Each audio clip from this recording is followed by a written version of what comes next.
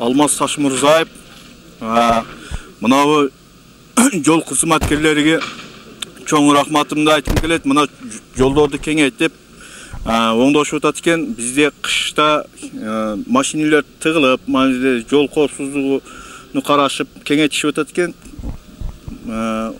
Рахмат ушул жол қызметкерлерге.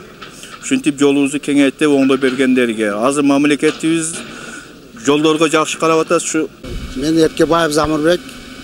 Шу жол тейлөө кызмат ишканасында иштейм 46-да. Шу Кызылбак тамаша жолду кеңейтип атабыз. Мен тамашанын айыл башчысы Кошунзаров Султан деген боламын. Мына бүгүнкү күндө номер 40 жолдор тейлөө мекемесинин жумушчулары келип, мына тамашанын Кызылбак тамаша жолунун 1-километринде жолду кеңейтүү иштерин башташты. Бул чындыгында биздерге эң көйгөйлүү маселелердин бири болчу. Себеби ошо 1-километрде бир жагыда адамдардын огороддору чыгып кеткен, экинчи жагыда сай, баягы эки машина катар келип калгыдай болсо, өтө эле бир кооптуу маселе жарашы да. Бир-эки жолу ошол жерде бир кокустар да болгон. Ошондой кокустарды болтурбаш үчүн бүгүнкү күндө келип мына өзүңүздөр көрүп турасыздар.